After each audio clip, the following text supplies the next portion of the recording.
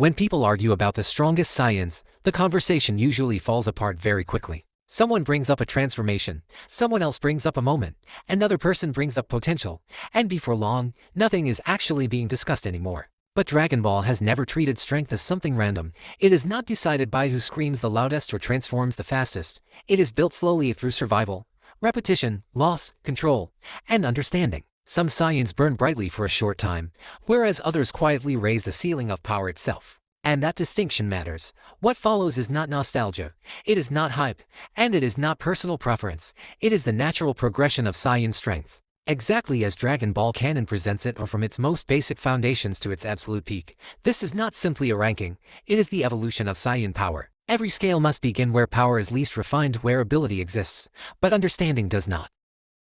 At number 14, Kid Trunks. Kid Trunks is one of the most naturally gifted Saiyans ever born. He achieved Super Saiyan at an age when earlier Saiyans did not even understand what Ki was. That alone is remarkable. But strength is not defined by transformation alone, whereas adult Saiyans fight with purpose.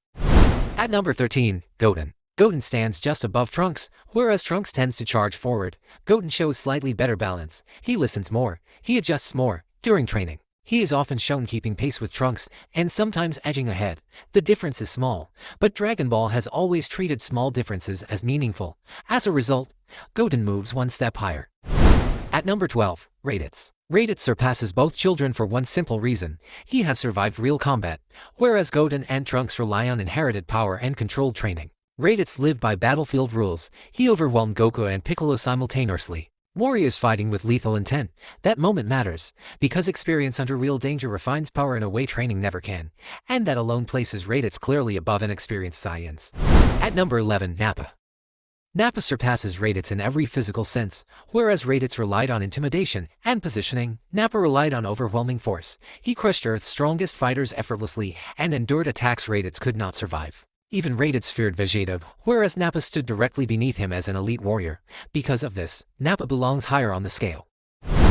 At number 10, Bardock. Bardock surpasses Nappa not because he was stronger at first, but because he learned it. Whereas Nappa fought recklessly, Bardock adapted mid-battle. He survived repeated missions, fought entire squads alone, and continued fighting while critically injured. This ability to adjust under pressure matters deeply in Dragon Ball. Raw force breaks, adaptation endures, and because of that, Bardock rises above Nappa.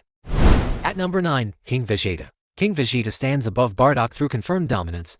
Whereas Bardock was elite among soldiers, King Vegeta ruled through power. He was recognized as the strongest Saiyan of his era and commanded obedience through strength alone. He represents the peak of ancient Saiyan power, before extinction froze their evolution, and that is exactly where he belongs.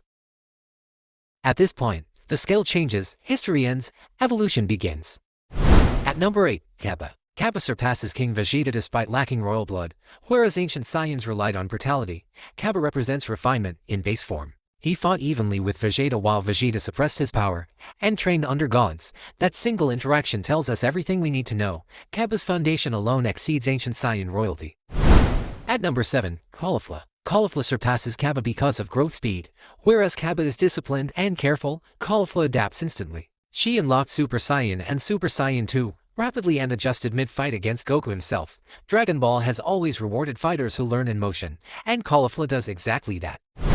At number 6, Kale. Kale surpasses Caulifla because her power does not behave normally. Whereas Caulifla grows through understanding, Kale grows through transformation.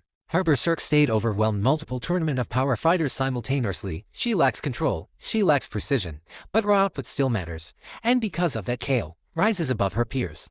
From here onward, Saiyan power crosses into divine territory. At number 5, Future Trunks. Future Trunks surpasses Kale through stability. Whereas Kale's power fluctuates violently, Trunks maintained control under extreme pressure. In Super Saiyan Rage, he damaged Fused Zamasu, a being with divine power and immortality. That moment matters not because of spectacle, but because Trunks held his form. Consistency at this level outweighs uncontrolled force. At number 4, Broly. Broly surpasses Trunks because his growth has no visible ceiling. Whereas Trunks reached God tier through suffering, Broly evolved continuously during combat. He overwhelmed Super Saiyan Blue Goku and Vegeta simultaneously. Without technique, without training, without guidance, no canon Saiyan adapts faster during battle than Broly. He is evolution without restraint. At number 3, Vegeta. Vegeta surpasses Broly through intention, whereas Broly's power is instinctive and chaotic. Vegeta's power is deliberate. Ultra Ego converts damage into strength. The defining principle of a god of destruction. This is not rage, this is acceptance. Skill combined with divine philosophy surpasses rascalation. At number 2, Gohan. Gohan surpasses Vegeta through immediate dominance, whereas Ultra Ego grows stronger over time. Beast Gohan operates at maximum output instantly. He defeated Cell Max, but being created solely for destruction. There was no prolonged struggle, no adjustment period, just overwhelming resolution, and that matters. At number 1, Goku. Goku stands alone, whereas every Saiyan before him relies on rage, growth, or damage. Goku relies on mastery. In mastered Ultra Instinct, his body moves without conscious thought. Attack, defense, and timing operate automatically. This is not strength alone, it is the completion of combat.